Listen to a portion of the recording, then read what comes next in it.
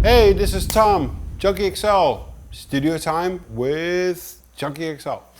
So you saw the performance last week of what I did with this modular wall, and it was not intended as a finished piece. I just wanted to show you individual elements that I love to use for a score, and I kind of mixed them up together to give you an idea how they would work. So it was not meant as a finished performance, but like to give you the sounds that I would love to work with. Okay, so I would now like to break them down one by one.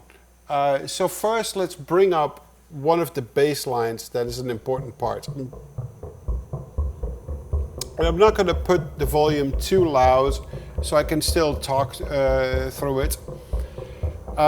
So we hear a sequence, and here we see filters made by Chords. This is a wonderful company from Europe that makes really great products.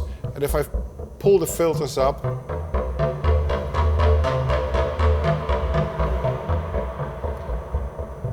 you hear them go up. Now the oscillators that I used for this are the Cobalt, and this is made by Modular. So these are the Cobalt oscillators, and you see one right here, and it's now set to a sine wave, and you see that the waveform modulation is set to a little bit.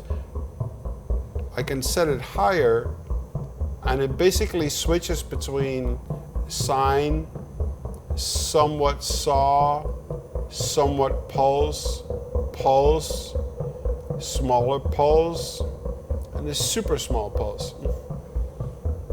I go back to sine. If I turn the filters all the way up,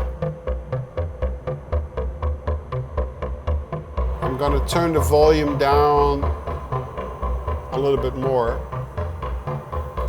I'm going to turn the waveform modulation completely off. But there's another oscillator that has that too, which is the same oscillator. Okay, so now we have sine waves. And if I move these two together, I can morph between all these waveforms.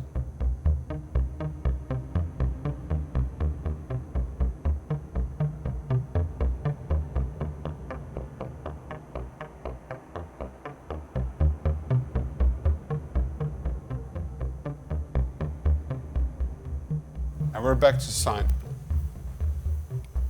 Now, the waveform mod that I'm going to add to this again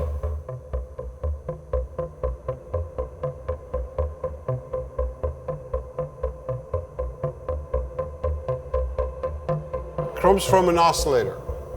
And this oscillator is up here. So the tune is set to C. So I tuned this oscillator somewhat to C, and it's set to 2, which means it's a very high register. If I turn the register down, it's going to modulate the oscillator with a lower pitch, and an even lower pitch, and an even lower pitch, and a very low pitch, and now it becomes beefy.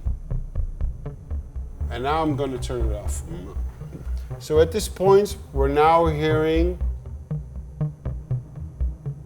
the oscillators sound with a little bit of modulation that will switch between the sine wave that I just pointed out and between some of the other waveforms. But more about that in another tutorial. So let's turn these two down. And let's now go to this thing. I'm going to turn the sound of this thing on.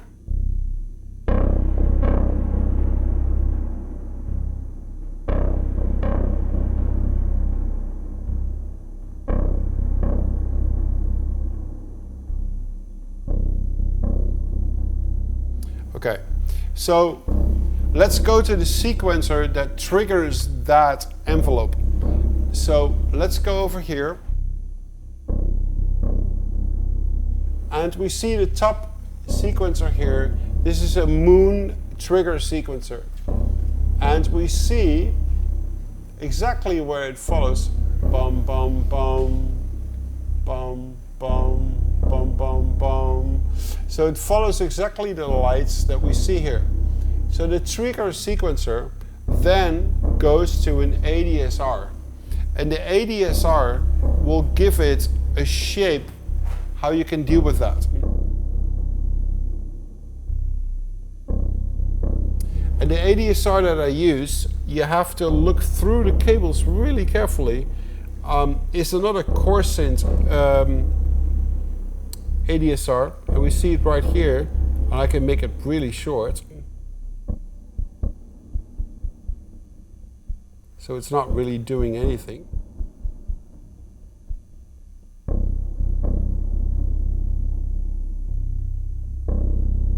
Now I'm making it longer. And now let's go back to the left where that original oscillator is going into a filter. And this filter is made by Analog Craftsman, great company that makes really great products. And here we see the control voltage that comes in. And it determines like how powerful that sound will sound. Now I'm going all the way up. And now I'm going back down. So this thing really controls how aggressive that sound is going to sound. So let's leave that at that. Let's go to a completely different sound. And that is the chords that you've heard in this whole sequence. So this is the STG mixer. It's all hidden behind cables because that's how modular synthesis works.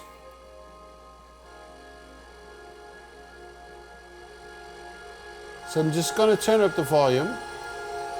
So basically we're talking 3 oscillators here.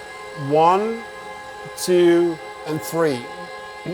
One oscillator is tuned to C, and another oscillator is turned to G, and another oscillator is turned to E flat.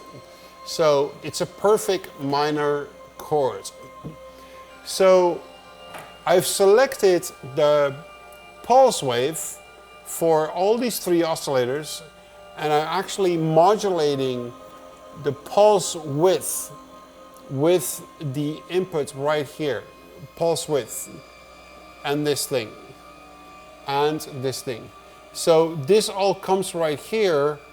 And then there's another oscillator right here. Let's follow the lead.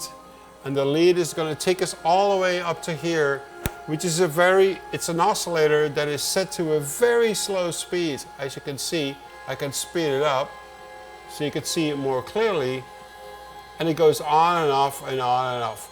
So very slowly it's modulating the pulse width of these oscillators.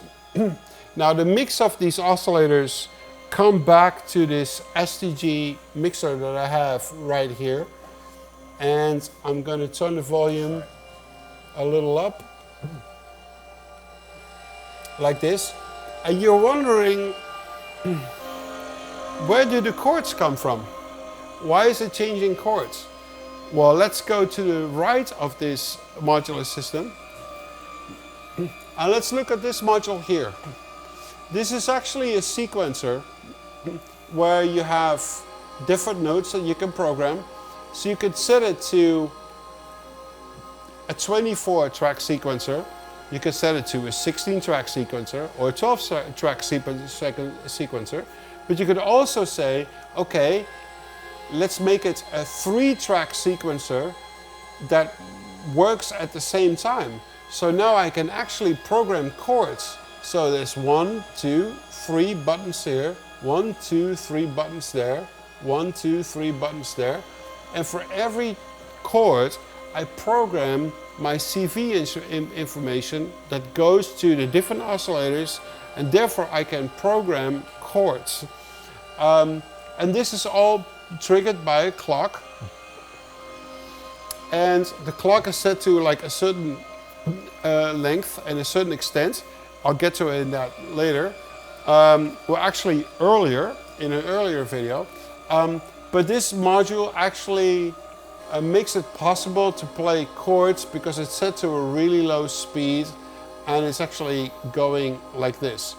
And we see that the internal sync is linked to something that goes into here and then comes out of here.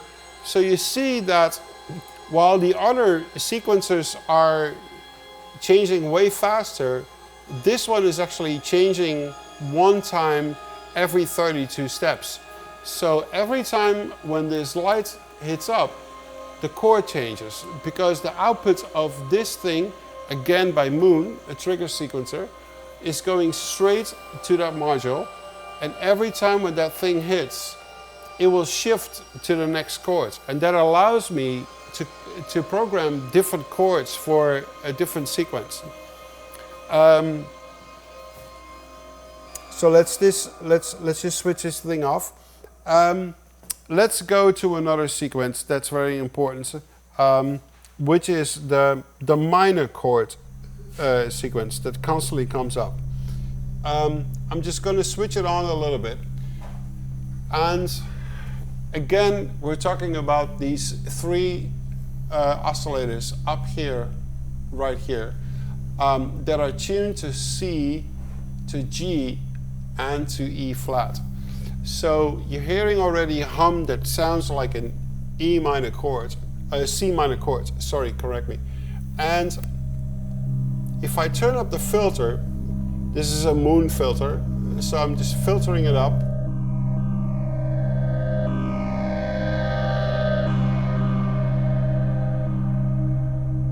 We're hearing perfectly a C minor chord. But this is a multi-filter, so there's a lot of things you can do with it. For instance, you could say, okay, let's switch between the different type of filters that there are. So there's like low pass, there's high pass, there's like band pass, and you can switch all between all those things.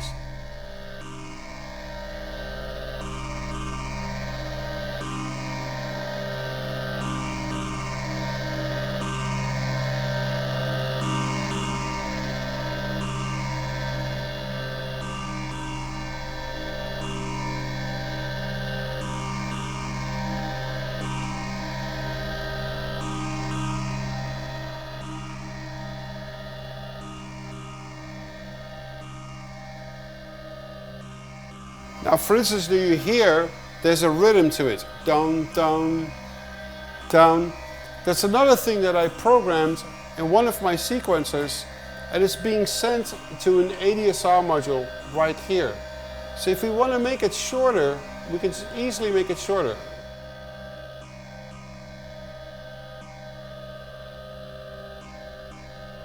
You see what happens?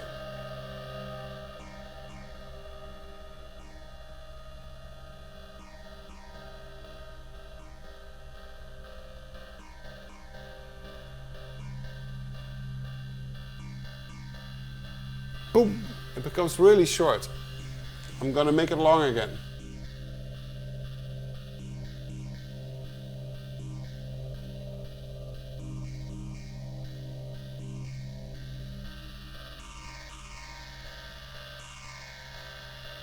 So this ADSR is controlling that specific element.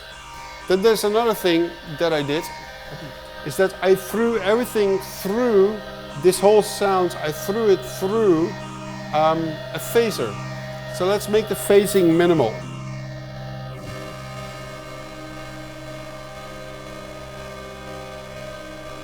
So at this point, the phasing is completely bypassed and it's not doing anything.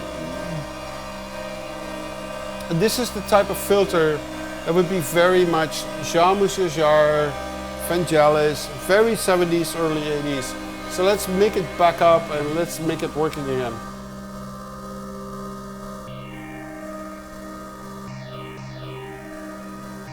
has this really nice quality to it that emphasizes the percussion that I programmed with the ADSR with another sequencer.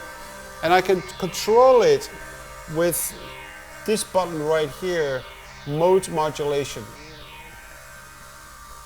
See, if I switch it to 0,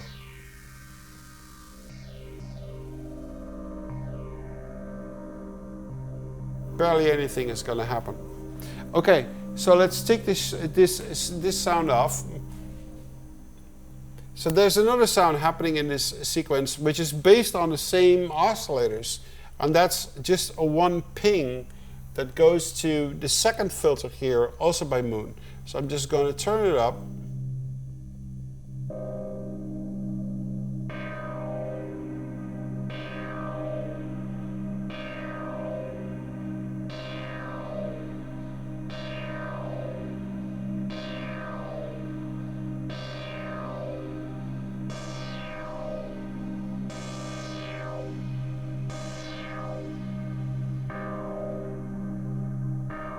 So this is derived by another ADSR module that is sending that information to this thing. So it basically split the signal of these three oscillators into two different modules. So one is doing this, and I'm going to switch this off, and one is doing this.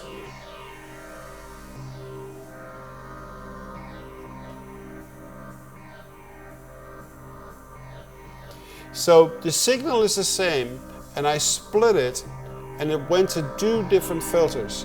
So the way to do that is you use a multiple. And in this system, you see multiples. So you see, for instance, one right here, where a signal comes right in, and all these four connectors will be one. You see one right here, you see one right there, and then you see a couple right here, multiples, and you see a couple here, you see a couple there. So they're everywhere throughout the whole modular system. And what it does is that you put a cable in of a signal, and then you put cables in the other, and it would basically copy the signal that goes into one to all the other ones, and you can spread it more over your modular system to create more complicated sounds. So let's take this sound out, and now let's move to another sound, and that is one of the Iterator sounds. Let's switch this one on, and let's put the filter up. And in an ideal world, we would have sounds, but we don't, and I'm wondering why that is. Let's see. Here we go. Okay, so we have a couple of different sounds going on in this mixer that is controlled by this filter right here.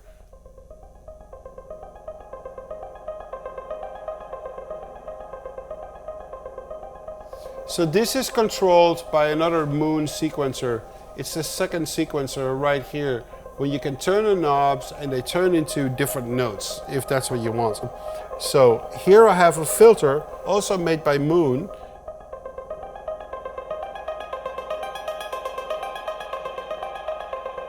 That brings out that line.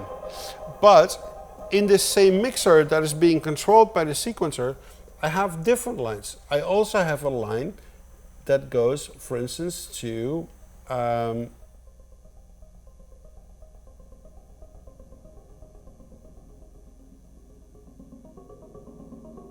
this oscillator right here. This is an Ian Fritz oscillator.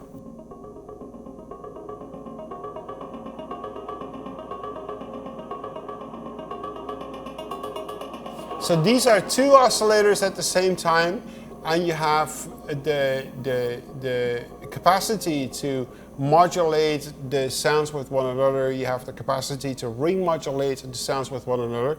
So it's the same melody coming from the same Moon sequencer, but it's now going to a different oscillator, and it's able to do something completely different with it.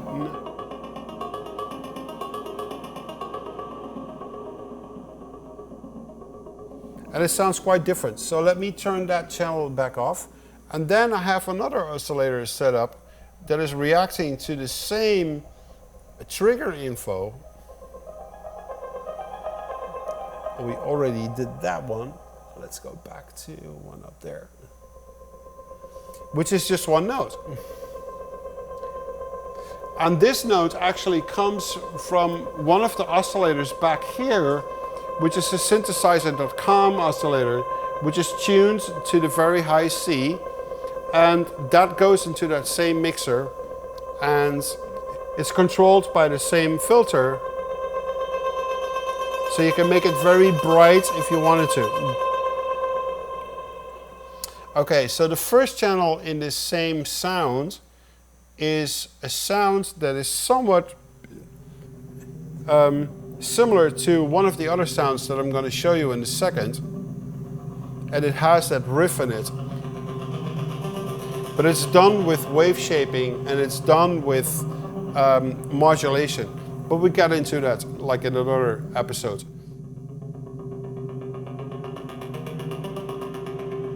But it's basically the sound that comes from this riff, and let me show this one when I switch it back on.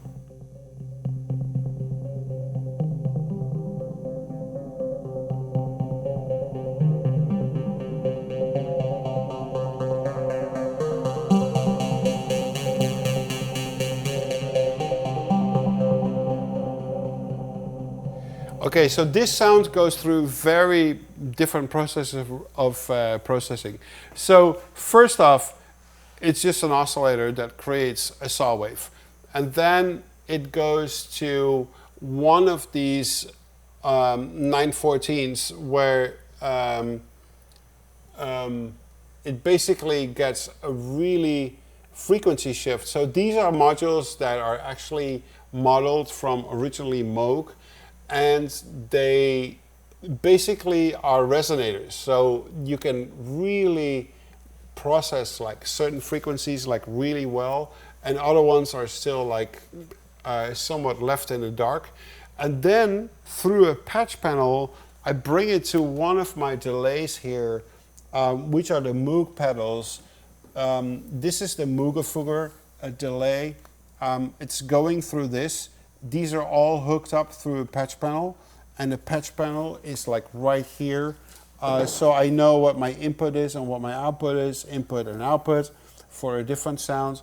And the funny thing is that these modular synths have such a high output in volume that you can't really connect them to a guitar panel. You just can't, because it's distorting like right away. So here comes in the module that's very important for that, and again, it's made by Analog Craftsman. So this is made to actually connect a guitar pedal into the modular system. So it has a gain, it has an input. These two cables go actually to the panel, input and output, and then you have a return and you can determine your level.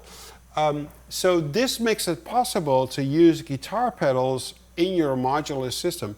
You have to remind that a guitar has a signal of 80 to 100 millivolts. This has a signal that can go up to 5 volts, and if you stack a lot of things on top of each other, it can go even up to 10 volts. So if you stick that into something that only wants 100 millivolts, it's going to distort like so incredibly badly. So you don't want to do that. So back to the sounds. A simple saw wave that goes through one of the 914s, then through this brilliant module of Analog Craftsman, goes to a Moogerfooger delay, gives it like a delay, and then comes back into the system. And that is that part of it. Let's move to something else, and the something else would be.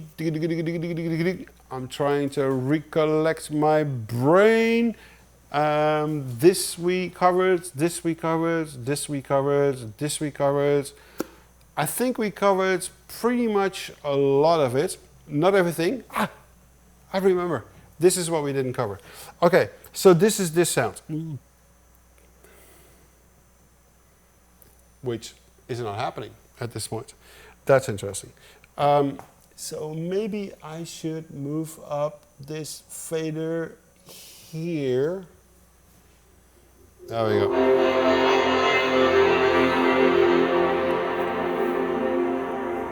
Okay, this is a very special sound. So it starts with a bunch of different oscillators that are mixed into this mixer, again from STG. And these sounds basically create just a single wave. The output of that wave goes into what you can see here, the Ian Fritz 5 pulsar. The 5 pulsar is like a wave shaper. It does really interesting stuff with your waves that come in. And there are all kinds of ways to control it with LFOs, with control voltages, whatever you name it. A lot of different things that go in it is actually parts of the melody, parts of the bass, LFO to make like a sweeping.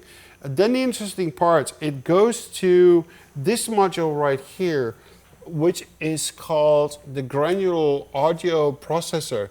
But in fact, this is like a 5U version of something that we know in the Eurorack world, and it's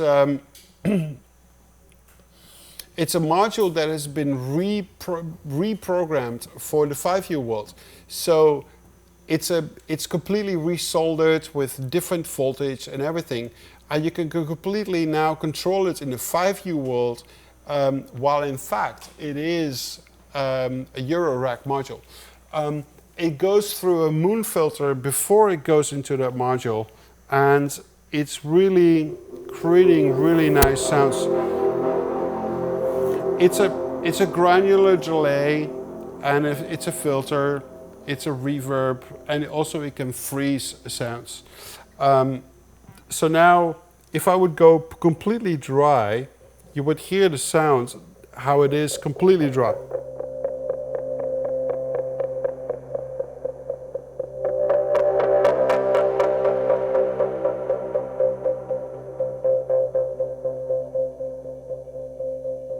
So the different tones that you're hearing at this specific tone have everything to do with the fact how this pulsar works, the Ian Fritz 5 pulsar.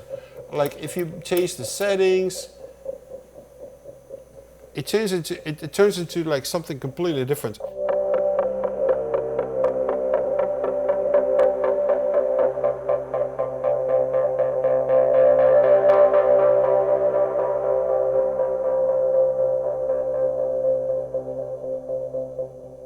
It's really like wave shaping, proper wave shaping.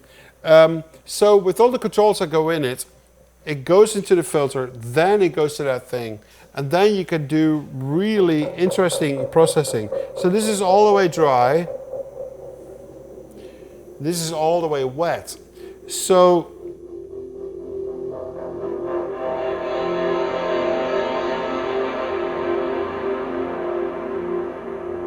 the granular processor really stretches the audio and pulls it apart, and I go back and forth between wet and being dry and wet and being dry, and playing with the filter, playing with the resonance, because that makes a big difference too. Let's say we go back dry again.